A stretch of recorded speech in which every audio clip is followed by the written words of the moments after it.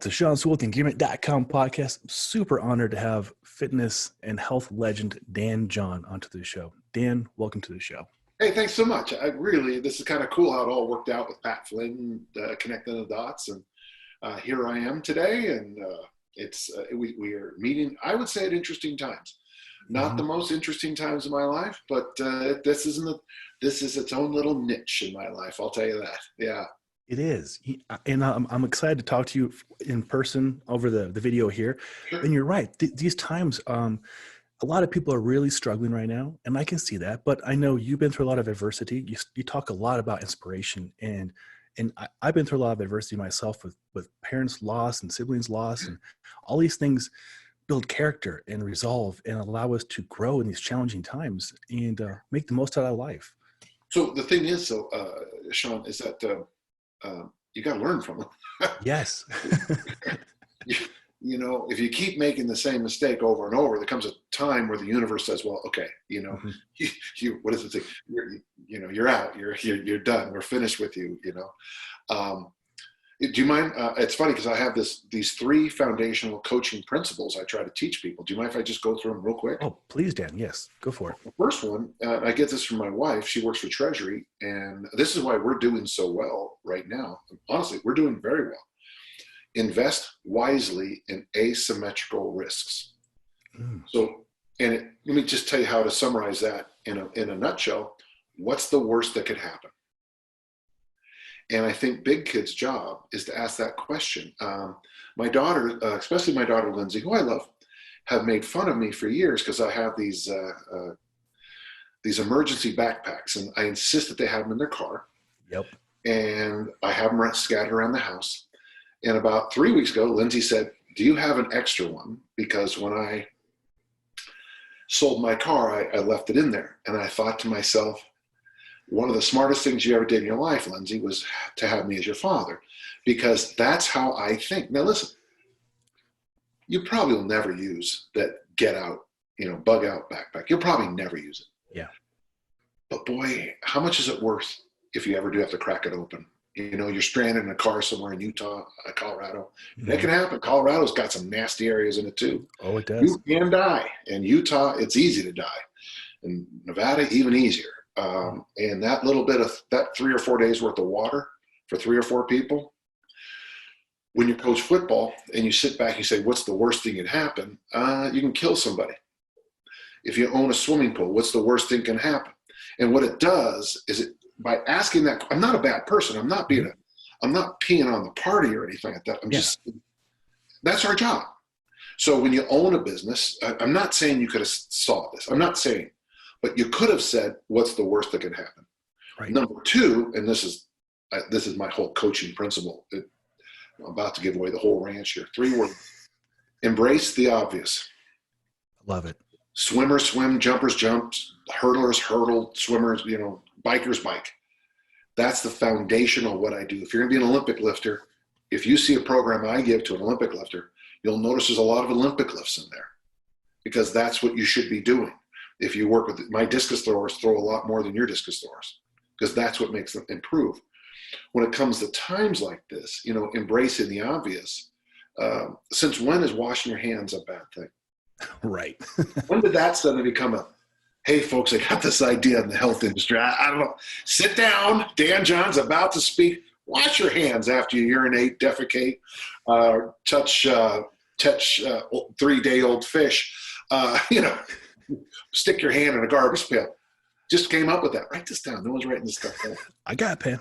Okay. Some of the stuff, we've been joking for a while. I've been trying to social distance myself from a lot of people for a long time. I hear that. I'm a good excuse. I definitely respect that. And then the third principle is, even though I talk a lot about goal setting, and I have to, because we talk a lot about goal setting in the fitness industry, I don't believe it. But let me just get back to that. So people want goals. Yeah. But then I always tell people, respect the process. The results, they're fine. And I say this is my most common one, but if you, for the next 366 days, you decide to, 365 next, or did leap day, 365 days, you decide to sleep 9 hours every night, eat vegetables, protein, and drink water at every meal. Go for a walk every day. Lift weights 3 days a week.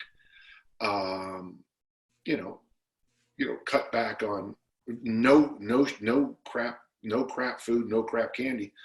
In a year, there's going to be this magnificent transformation. You didn't have to do a 7-day liver cleanse. You didn't have to drink cayenne pepper and green tea and monkey extract. Because if you follow the process, good things happen. Coach Mon, when I first met him, the first day, I asked him, what's the secret of being a great discus thrower? And he said, lift 3 days a week, throw for 4 days a week for the next 8 years. And it's funny, I look back on that wisdom, and I didn't catch it at the time because I was too stupid. I wanted the secret. But in other words, what Coach was trying to tell me, the process is what makes you a great thrower. The results, man, that 210 foot throw, that's going to come from those brick, and pretty soon you're dropping bombs at 210. I love it. What a 19-year-old, 18-year-old thrower wants to hear is, okay, here it is at the back of the ring. It's like they were, the quick fix. Yeah, the quick fix. And when we're at times like this, I've been challenging my daughters since they were little to always have a little extra money. And I heard years ago, it's the cost of a hot water heater. Basically, so that will cover a set of tires if you have a problem. Yesterday my battery died. I can't. In fact, my daughters yelled at me last night. It's kind of funny. Dan John's battery died. Isn't he the guy who says replace it every 3 years? It was kind of fun to watch them parrot it back. But have a little emergency fund that's readily available, and you can take care of business. Number 2 is do your best to be debt free. Mm-hmm. And then number 3, have this kind of, it's funny, I already did mine. In December 2009, I took my whole family to Ireland for Christmas. Nice. That was my dream since I think the girls were little. Now I go back to Ireland 3-4 times a year, spend at least a month a year there every year. Wow. But in December 2009, that's what I've been saving the nickels and dimes for the better part of sneaking up on, at the time, even 20, 21 years. And we did it.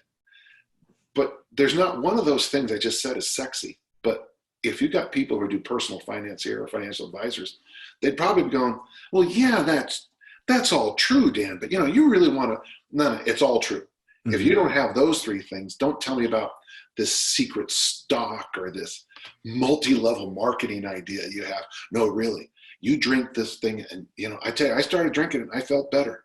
Yeah, because you make money every time you sell it. So I feel better every time someone buys my book. It's like, yeah, cash for me. Exactly. Hey, buy Dan John's books because that'll make him feel better. Thank you, ladies and gentlemen. And they will. Yes. That's really good advice. That's an overview of how I see everything in life, but I tie it over into coaching. Oh, I love that. And like you, my wife has got a go bag in her trunk of her Jeep. I have one in my truck. I'm all about being prepared, and not for it's going to happen, but if it does happen, you're not blindsided by it, It's asymmetrical risk. My go bags cost about $20, but they're worth millions if it's my grandchildren on a hot day stranded in the desert. Absolutely.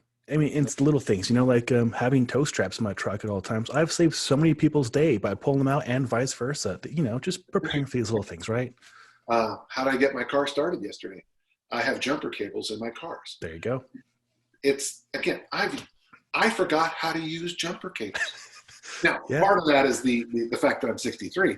But the other fact is that, if you haven't put on jumpers in a while, there's like a moment where you're like, I don't want to blow myself up. So let's take a moment to remember how to do it correctly. Yeah. I was there. Actually, I was like this.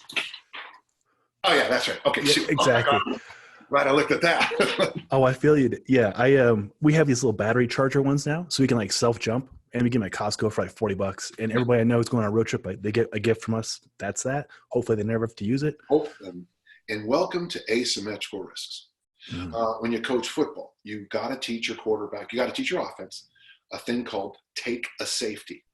It's you are going to give up 2 points so you can kick off from the 20 instead of inside the 5. But if you don't practice it, the quarterback's going to take the ball and take a knee inside the field of play and give them the ball on the 2-yard line. Oh, yeah. With 3 seconds to go, and they got a chance to do it. Now, the number of times I've taken a safety as a head coach or an assistant coach in my career, you know how many times it is? 0. Never. Now, I've seen other coaches do it, but you have – so you might say your hand goes up in the back. Yes. So why do you do it if you've never done it? Because the one time I do, we're talking about a W versus an L. Yep. And in football, I always joke with people, you know how you spell fun in football? W-I-N. Because losing is the worst. Yeah. And everything. So these are what we call asymmetrical risks. So as a coach, you know, when I'm teaching adolescents to tumble and break falls and stuff, yeah, they always go, boy, yeah, if I ever get knocked down in a play or something like that, I'll roll. Yeah, that's true. But it's also true when you're my age. You'll have the skill honed in there. When you do slip on ice, and we both have that issue. Oh, yeah. You'll break the fall, not break a bone or break a hip or break a shoulder. Oh, I love that. Can lead to your death. And so that really, you know, as we sit here in the quarantine, I think through that, of all the valuable lessons I've learned as a strength coach, they all are great life coach method points too. Nothing I've learned as a strength coach, as an athlete, not one of those lessons out there in the field of play have ever not been true in real life, if you want to call it real life. Oh, I appreciate that. Yeah.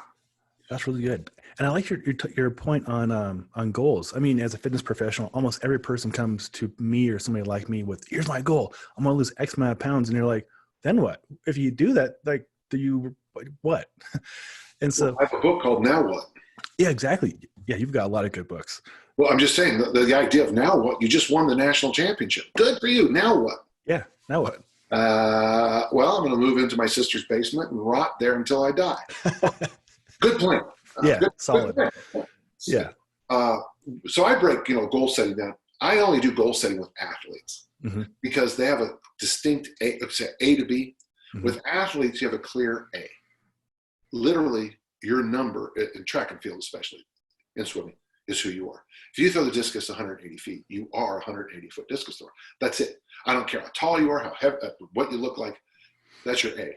Your B is a number that's higher, 190, or in sprinting, a number that's lower, 12 flat. And so it only works with athletes because they have such measurable and clear goals. With everybody else, I got this from Steve Ledbetter, and I'm totally honest and frank about it. You can see me right now, right? Oh, yeah. That's not who I am. Did you know that?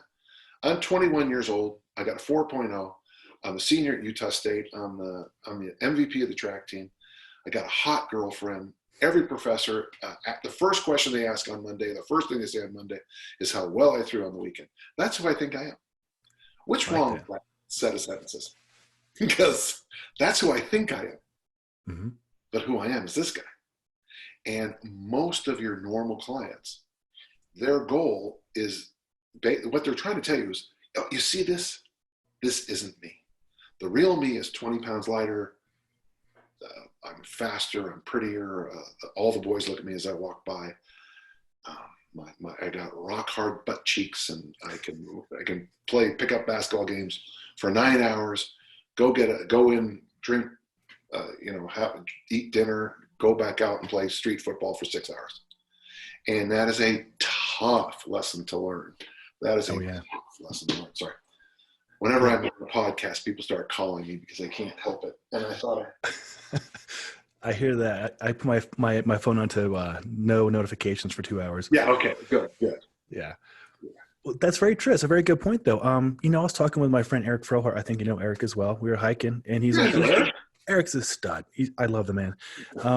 We were hiking, and he has ruck on, and he's like, "What are you training for right now?" I'm like, "For life. Like, I just want to be able to wake up in the morning and go do this with you, and then go take my wife on a hike, go backcountry skiing or backcountry splitboarding, and then train my people I care about, help my friend move. I have no specific goal. I just want to feel good, right?" Yeah. And I think that's most of the people we work with. That is what they really need. Right, and that's why defining things is so difficult sometimes. Mm-hmm.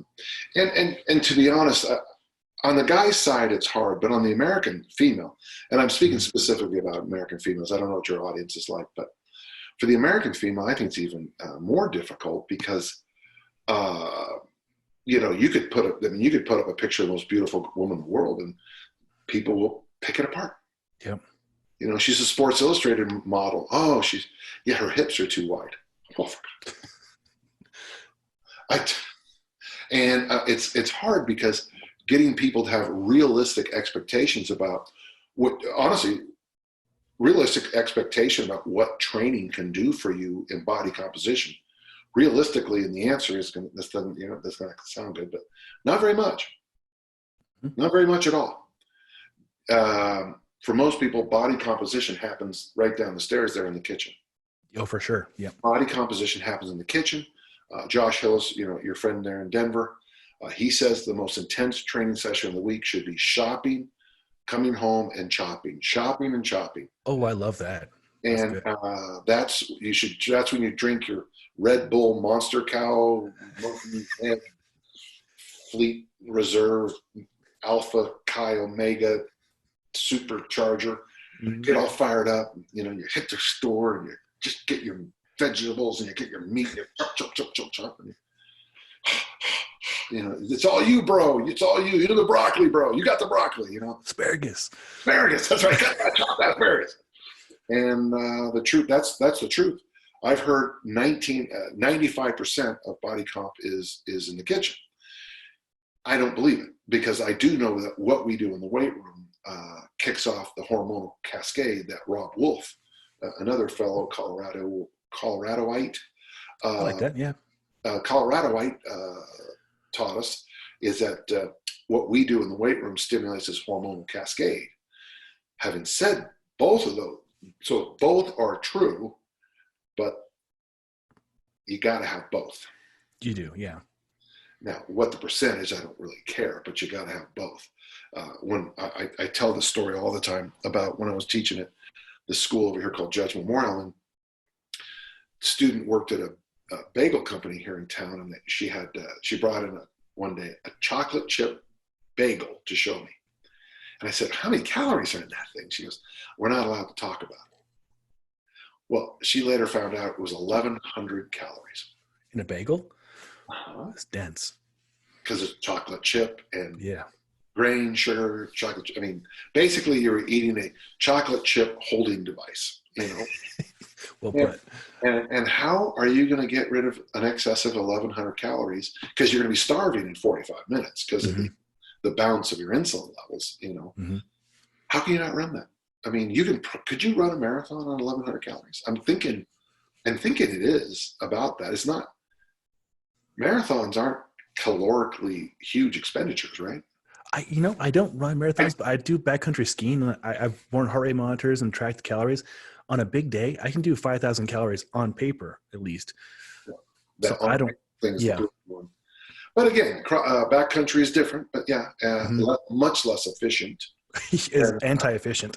Yeah, it's the opposite of efficient. Yeah. So maybe you could get up to, but still, I mean, you said 5,000, right? Yeah, and that was a big day. That was one called Commando Run, where they used to train the 10th Mountain Division. So it's not something most people would want to do. It's kind of a sufferfest. But I'd say probably 1,500 on an average day. But again, you're skiing uphill. Like, how fun is that? So, you're burning 1,500 going uphill for 12 hours. It's going to be hard to burn that bagel off. If you're eating one a day and you're doing that workout one day a week, good luck on that's the bathtub model. But let's get any more questions on you gotta.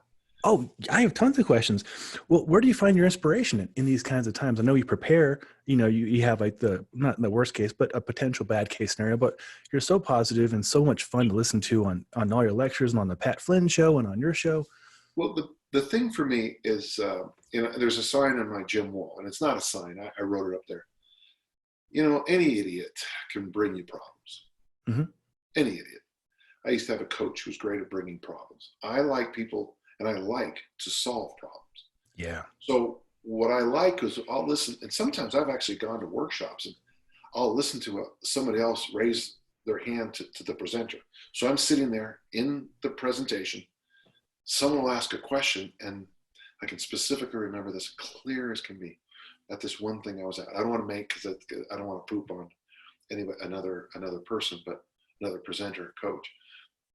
But their answer was so bad, and what was good about their answer was their lack of, they knew the question was this way, and all they knew was this. Oh, and yeah. what it allowed me to do was knit the problem of why these two people couldn't communicate. Because really the answer was that they were both kind of on the same path, but they couldn't talk. And that got me thinking. Working with the personal trainer who said, the biggest problem I have is, I've noticed that sometimes we do mobility, people tell me they sleep better and it helps on fat loss. And I thought, wow. And so I started researching it, really talking to trainers, personal trainers, because I'm from the athletic side, so not the body comp side. And all of a sudden, these same things kept rebooting, and that's where the book "Can You Go" comes from. Literally, is my attempt to help personal trainers cut to the chase. Because if you have somebody like myself, now I'm going to come into your gym, and I'm going to start telling you how good I used to be. That's the first thing out of my mouth. I'm going to start telling you I woulda, shoulda, coulda, used to, coulda, I used to do this. And the truth is, you got to deal with me today as I sit today in 2020. And so I came up with the 1, 2, 3, 4 assessment for people like me who are going to push back on you because, I've done that. Well, yeah, that might be true, but your waistline's 79 inches, okay? It was good that you did that back in 1974, but let's talk about today with this. You can't hold a plank for more than 3 seconds. I don't think you're strong enough, so you just, the other question is, so the 3 basic questions in the thing are the waist to height relationship. I believe your waistline should be half your height. If not, you're a body composition client. The number 2 issue is how many pillows do you need to sleep comfortably at night? If it's more than 1, you're a joint mobility client. Ooh, nice. Now you can argue with me, as often happens. I do yoga, but I sleep with 3 pillows because they're more comfortable. Because you're a joint mobility client. No, you don't understand. I'm very flexible. I said joint mobility. Why do you need that pillow between your knees? Because my hips hurt. Why do your hips? Because I'm stiff. Thank you. Okay. And then number 3, can you hold a 2-minute plank? Any plank you want. And if you can't, then you're a strength. So body comp, joint mobility, strength. If you fail all 3 tests, you're considered a 7, which is the center of the Venn diagram. And, people can be, combinations of those, and that's quite common. So where I get this stuff from usually is, it's always problem solving. You work with an athlete, and after a while, you start to pick up on the same things. I've been coaching since 79. So, you go to this meet, and this athlete, you watch them fade. You watch them fall apart. And this is the book. Now I'm just shifting. It's funny. I'm just talking about books right now, but I don't mean to. I'm not selling. I'm just saying that. Well, what I began to notice is that the person either couldn't control their physical tension or their mental arousal or their heart rate was wrong. And the heart rate's actually, if it's low, that's the easiest. The easiest of all is if your heart rate's low. Yeah. Like if you have to wait, or if something happens at a track meet.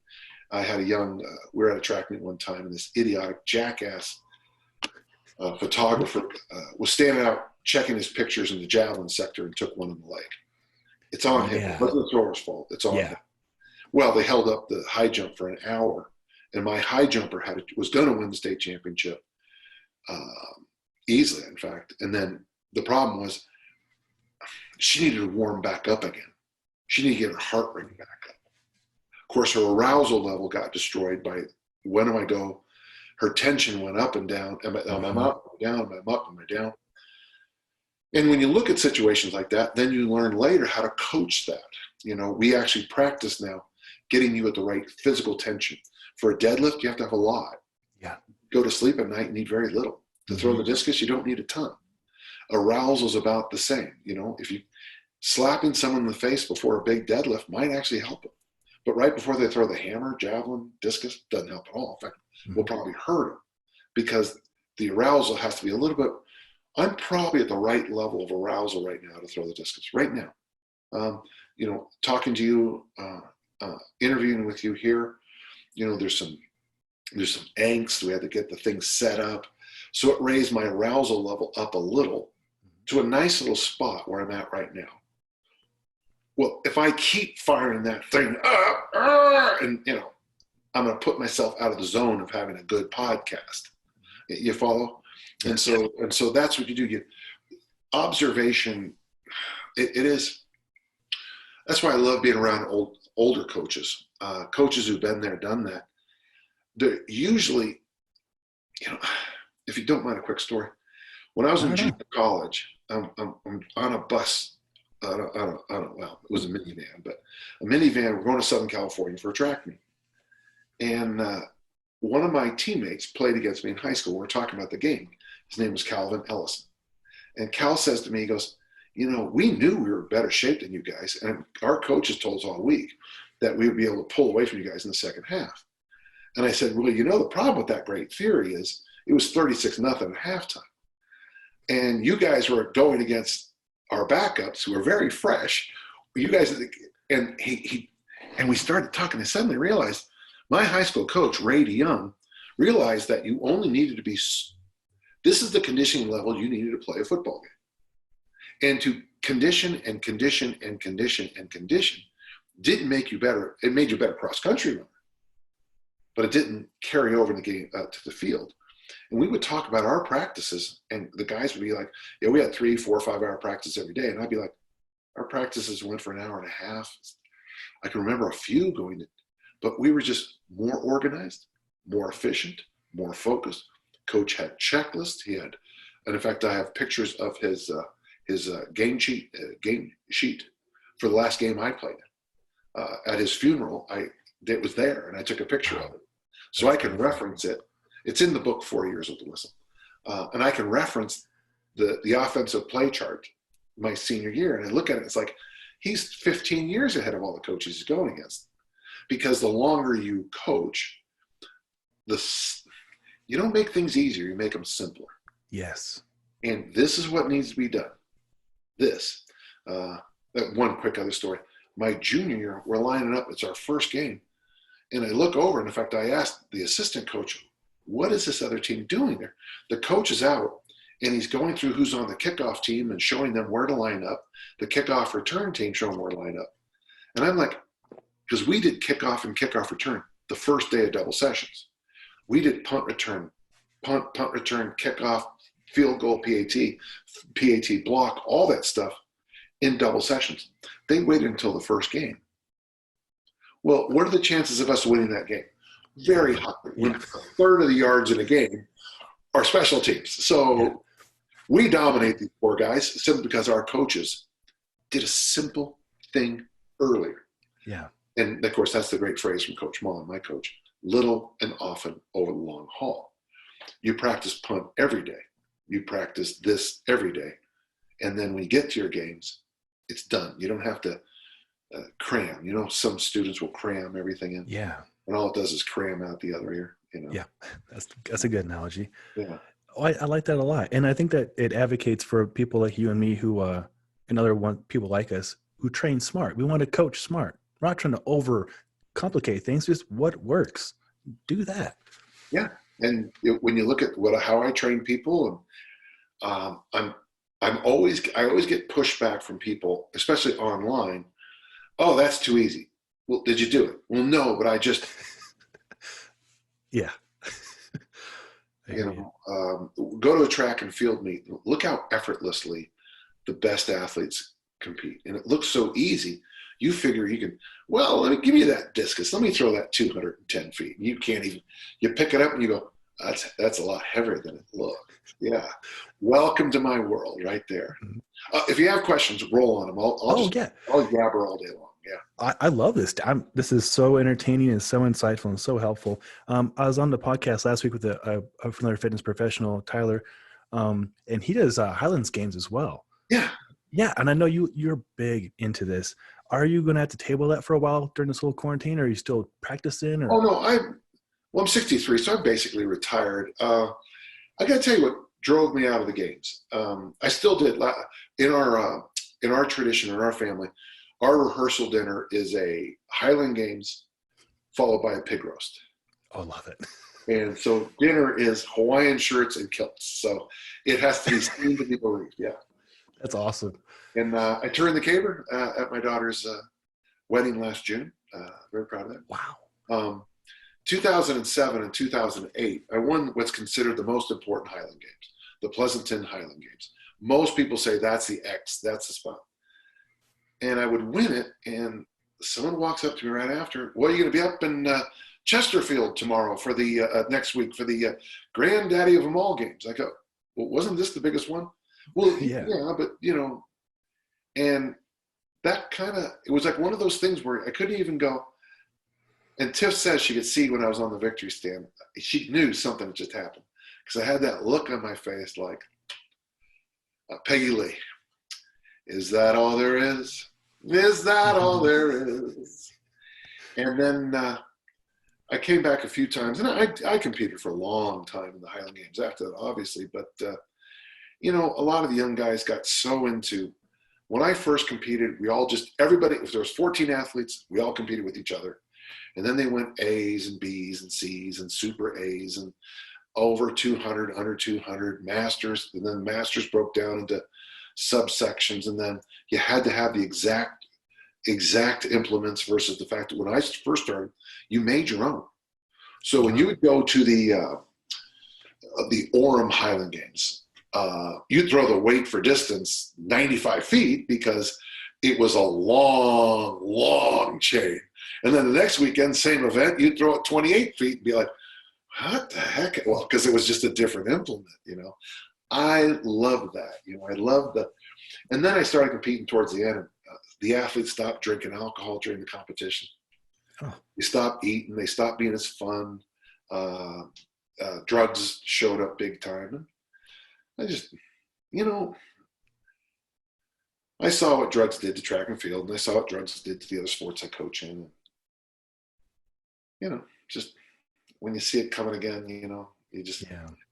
And my wife will tell you, my daughters will tell you, it's a rare week I don't get a call or a email that somebody I know who's close to me died way too young.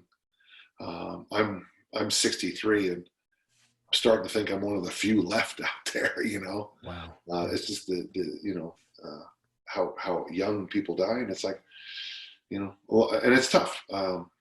If you read Charlie Francis's Speed Trap, 4 of my friends are in the book, and all 4 of them are providing drugs at certain, for Charlie Francis and the sprinters up there. And it's like, when you hear that, it's like, at least Charlie named names. Kind of like the Balco, Balco book years ago. Oh, yeah. Yep. Oh, boy, that book.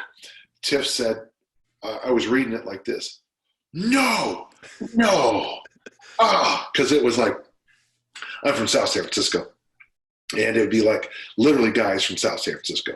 Yeah. One guy had a gym in South City. One guy had a judo dojo in South City. These are people, I went to school with one of the guy's sons. And it was just, you get to the point where it's like, that's just so dirty. Yeah. It is interesting that the Balco book came out at the same time as the Denver Bronco linebacker. Bill Romanowski? That's the one, Romo. Yep. Mm-hmm. He had the book come out and he said, this is how I performed. I drank copious amounts of water, ate vegetables at every meal, and then the Balco book comes out the exact same week, and he's all over the Balco book. Yeah. It's more than just clear water and fibrous vegetables. It wasn't just protein chili. No. Well, keep asking questions. Oh, this is great. So I've listened to so much of your content, and there's been so many great takeaways. I believe one of the ones I really enjoyed was you enjoy, if you're in an airport or someplace for a while, sitting in a deep squat position. Do you still advocate for that? That bothers people, but yeah, I do. Now what I do is in the Sky Club, I'll lean forward in my seat. I'll lean forward like I'm getting something out of my bag, and I'll sit there. I used to do it a lot more visibly. I buy a brand of jeans called Barbell brand, and that's what I travel in. They're a little expensive, to be frank with you. They're like $150 each, but you can squat in them. That's And very important. if you had, when I was young and I had those massive thighs, it's funny because my thighs are coming back, and that's something people are noticing. It'd be like this. I'll be in shorts, you'll see this. The hell happened to your thighs? Shut up, leave me alone. Strong. Since I'm backward sled pulls, squats, all that stuff. Mm-hmm. So I wear those when I travel, particularly so I can get in the squat. And what's good about the squat when you're traveling, I have a theory. It's called the two-part mobility program, and I might be wrong in this, but sitting in the deep goblet squat. Whoever invented the goblet squat, probably one of the most important people. I think you might know him. Yeah. In the history of everything. And so goblet squats, especially if you sit in the bottom and hanging. Yes. I think just hanging from a pull-up bar or whatever you have and the goblet squat might be the only two things most people I know need to do. Obviously, there's a lot more folks. I'm exaggerating. I really do think it's part of our job to make those lines in the sand. It's nutrition, protein, vegetables, water.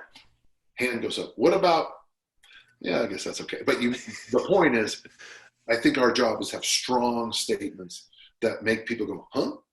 Yeah. Well, you're doing 35 exercise, but you're not hanging. Oh, try hanging, Yeah, so a bit of it. I'm a bit of a loon. My neighbor across the street there, she has said this, though. She does feel, it's not a bad neighborhood, but she said much safer with me training outside, almost every day, and up to 14 people outside, carrying farmer bars down the walk and, doing all the stuff we do. If someone's going to try to break in during the day around my neighborhood, you might face a pack, if you will, of crazies. So. Oh, I love it. I'm a big fan of training outside. So this last month of quarantine style life has been rather enjoyable. I live in a community. There's about 100 units, condos around here. We have a nice open area. Yeah. I have all the kettlebells. I have maces, Indian clubs, some slam balls, and just go out there and, do our thing. I don't think it's, I'm a big believer. So I believe, in Men's Health called my gym, which is directly below me right now, it's my garage, America's top gym. And when the guys first came out there, they were like, the photographer was the best. He's like, this is a garage. Yeah, I know. Yeah, that's a good one. And then about halfway through when he's photographing, he's going, this is really, I like how you do this. Is a good idea. So we got a photographer, and I think he was from Denver actually, and he's just like going, this is such a good idea. But we leave the garage doors open. So here in Utah, it gets very cold in winter, and it gets very, very hot in the summer. If you leave bells out, they'll burn your hands. Oh yeah. And when we do certain ground exercises in winter, you're going to freeze. If your skin comes up, and you roll on the ground, you're brisk. But I think there's value to that because I like to train in suboptimal situations. Yes. So, but I like to compete in the best facilities, the best discus I can buy, the best equipment I can buy. I always have the best equipment on the day. And I don't care if you're a Highland game guy and you're training with a traffic cone, I'm going to worry about you. If you made up your own Highland game stuff out of crap that you found around the house or the neighborhood, I worry about you because I know that you're going to be the one who's out-thinking the rest of us. You're out MacGyvering us. Mm-hmm. And when you kick this in, good things happen. It's one of my fundamental coaching points. I don't know. I wouldn't put it in the top 3, but it's right there. I believe that deprivation increases capacity. I like that. So in this time of the quarantine, most people are eating home-cooked meals all the time. Mm-hmm. Most people are probably drinking water. Most people are getting more sleep. Yeah, I am, for sure. Not being able to do anything is probably making many people better. My most successful time as a track coach is when we didn't have a discus ring, a shot put ring, a javelin runway. We didn't have a field to throw in. So all the athletes, we threw stuff into a wall. Well, we had coaches from Florida to California fly out to see what I was doing, because I was the talk of the throwing community. And when they came out, it's like the one coach from Florida said, everything's so simple. It's just so, and you just see his mind going, because he had, his throwers would take one throw. The 7 assistant coaches would look at the videotape. They'd all look at the monitor. Your left pinky went off the distal plane right there. And my throwers, during the time they would get 5 throws, my throwers would get 500. And the coach is going, I've never seen so many repetitions. And I go, what else do you want me to do? And he goes, and that's when I came up with deprivation increases capacity. I like that a lot. I think that's a really good point. And especially like right now, I like to train at elevation. Like I'll go up camping with my dogs in the cold. I love the cold. I'll camp year round, like 10 degrees. And I'll go out and swing my kettlebells and do snatches. And the dogs are out playing in the snow, and we drink some vodka when we go to bed. And I think it's fantastic. Then I go back into a nice facility, and everything is just real primed, And I think that variety and that deprivation makes you appreciate a little bit more. Absolutely. And you see it. In fact, if you get a chance, there's a book on it. It's from the late 1950s. The guy's name is C. Northcote Parkinson. But just remember the name of the book, Parkinson's Law. And by the time you get done with the book, you will laugh. If you've ever been in a school, you will laugh out loud the entire time, because they are literally describing the school that you are in. And folks, I don't care what school you're at, it's perfect. I've been told that it does the same for every business people are in. The person who does the least amount of work has the biggest office. I had a job one time when I worked for the Catholic Church. We had a superintendent, and he just retired about 2 years ago. Just retired, and I remember somebody said, "Well, did you hear that Sean retired?" I go, "He retired? Well, when did he start working?" Because he never did anything. And his office looked like a set of when you think of an office in a set in a movie, that was his office. Everything was perfect. He never did a goddamn thing. He couldn't make a decision to save his life, but he'd always push it off. Well, let's have a committee look into this, he'd say. A committee. Are you going to be on the committee? Well, no, because I don't want to influence. Oh, so in other words, you're going to have a group of people make your decisions for you. And instead of having to decide it like that, we're going to wait 5 years till the problem is so huge that here we are in the coronavirus. Parkinson's Law, really worth the time reading. And if you're in any organization or in the field we're in, because there's a lot of truth to it. The gyms I've been to that I've learned the most from, I went down and visited Brett Contreras in his original gym, and I want to say it was Arizona, and then his new gym in San Diego. And you go in there, and it's like his original gym was just like my garage. And then people fly over the world to come to my garage. But then you go to these other places, these palaces. You have to come in with a card and swipe it. Yeah. In my house, you have to deal with my dog barking at you because he wants to lick you. Of course. I'm trying not to be negative on this, but I think every listener probably has, we were not wealthy growing up. And I think about how we used our minds to invent games, play games. Every time the Easter lilies would come out, we would rip them. My mom was so happy about this. And because they were long, and we'd turn them into swords and spears, and those, the Christmas wrapping paper tubes that were long. Mm-hmm. Well, of course we'd get those and beat each other senseless. Oh, yeah. Those were swords. But, and with my grandson now, I'll go out and buy him his own sword now, but I don't know if he'd play with it as much as I played with that stupid cardboard tube. One time my mom came in the backyard, and I had built a fort in the backyard, and all the tubes were gunnery tubes, So I was ready for the attack on every direction, So there is a human aspect to that too. If you don't have it, your imagination will fix it, Mm-hmm. And imagination is an underrated tool for coaching, well, for life, Yeah. Oh, that's very deep on a lot of levels. Like when my gyms, before we start recording, I have 3 facilities I train at, and all 3 closed in one day. And my first reaction was like, "Oh, did not see that coming." But then we realized this is happening to everybody in this country, other countries as well. And then you realize there are people that need that service. Like they're in this boat too. How do you serve them? So then I signed up for Zoom, and then how do you know if it's going to suck? You do it, you try it, and you adapt, right? And the audio was horrible the first session. We figured out how to make it better. You tweak things, and you make do. You make do. I've been teaching online for Columbia College since 1998. Arlen Epperson, who started the thing, told me I was the number 5 instructor. So 1, 2, 3, 4, I'm number 5 online. Wow. And one of the great lessons I learned online, can I show you a few ideas? Please. Yes. Yeah. The hardest lesson is this: everything has to be done before.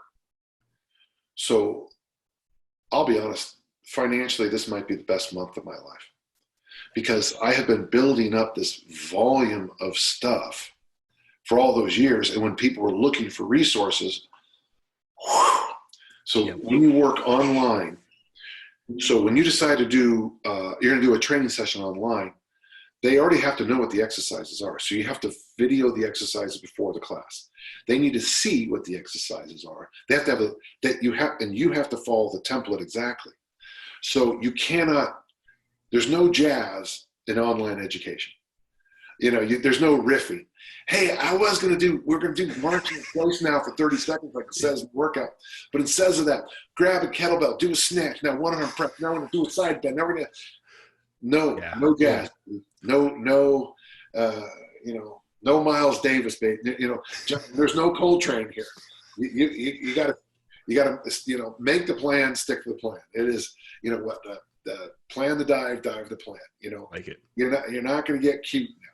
Mm-hmm. That's number 1. Number 2, and this is the hardest thing for most people, is clarity, clarity, clarity.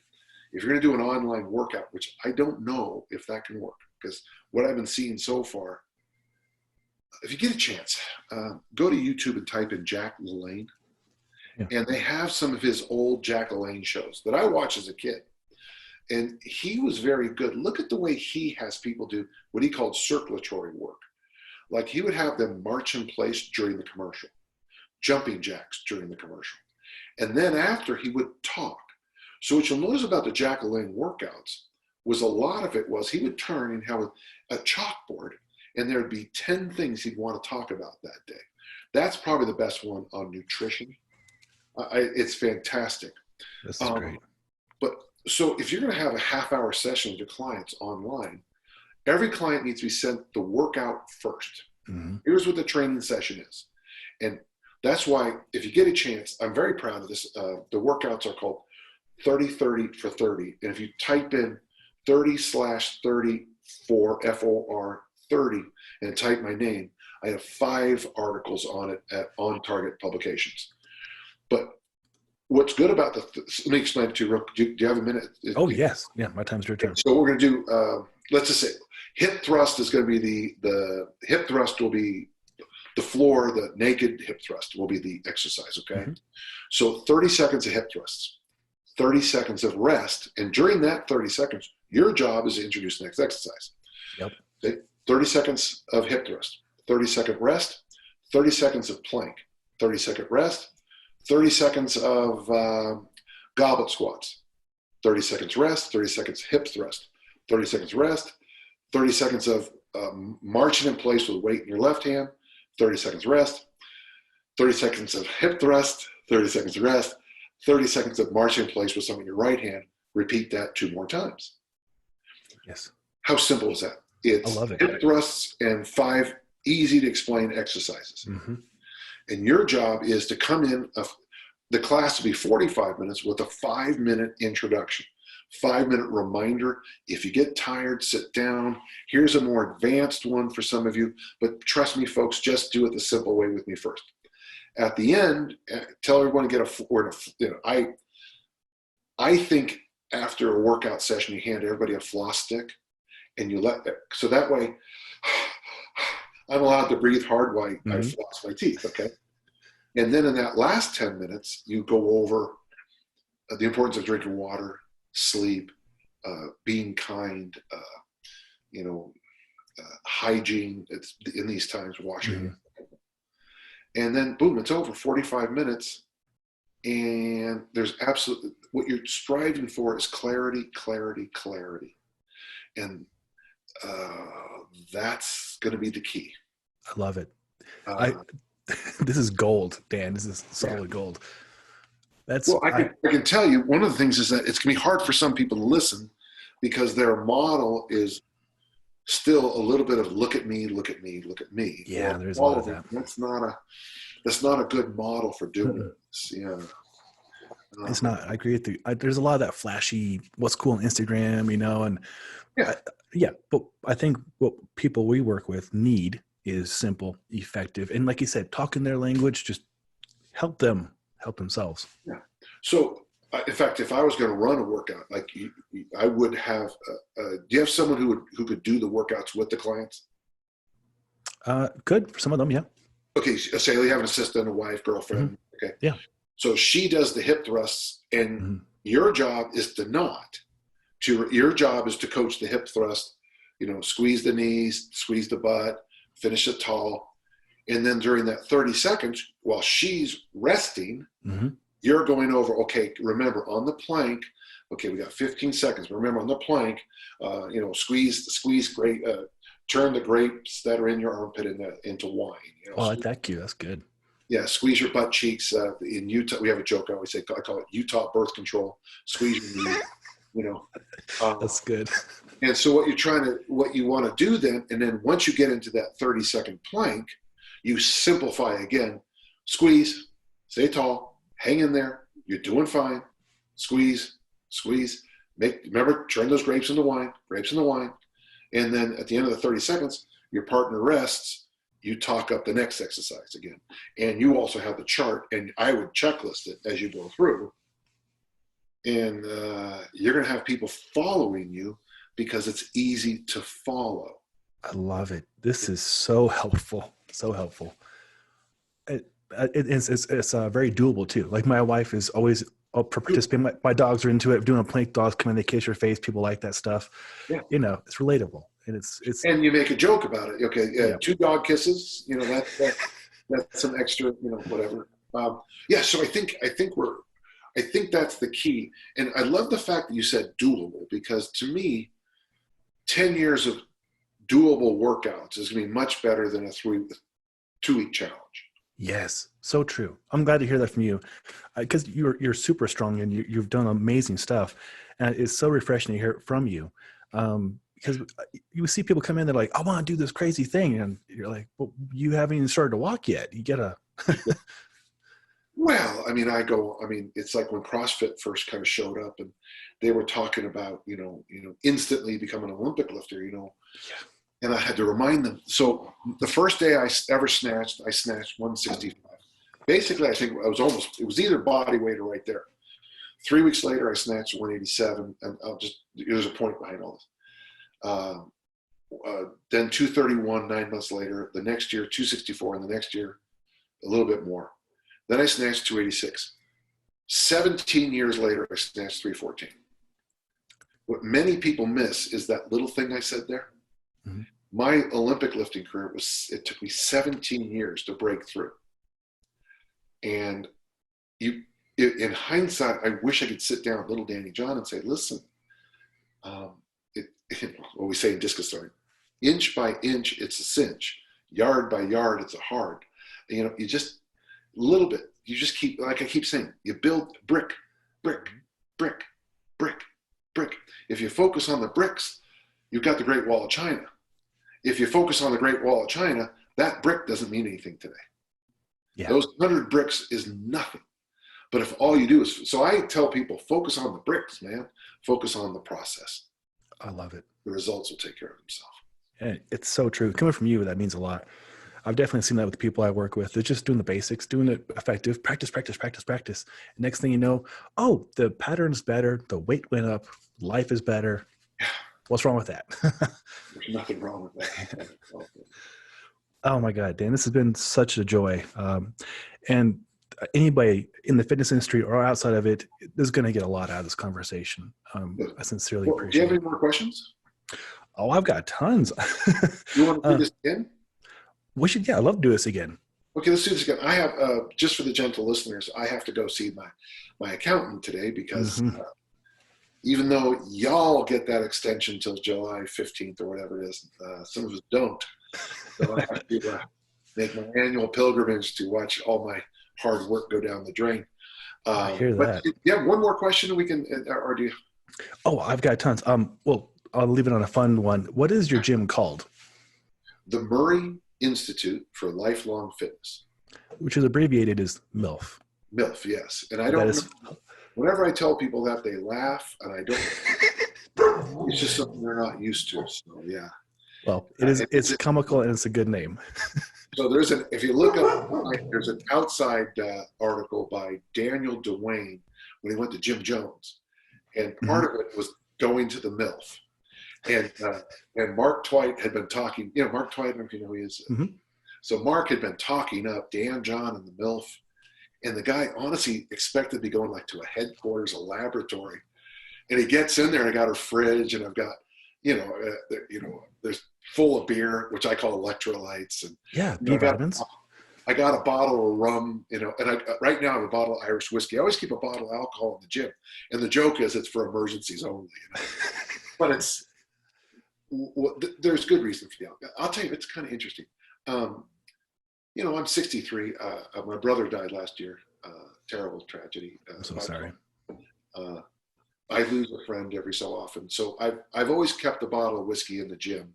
So, and I hate the whole pour it out one for the homies, but oh sure, we generally toast a fallen warrior. When I lose the guys that work with the military, we always toast, and that's that. God, I just brought it down, didn't I? But no, not at all. That's why the liquor's there. I can get on that topic right away. I always have vodka in my Forerunner, which is my mobile gym, and I lost my brother too, and my sister, and so it's nothing wrong with celebrating their lives and what they brought to you and to us. And so, yeah, I think it's always good to have celebratory drinks on hand.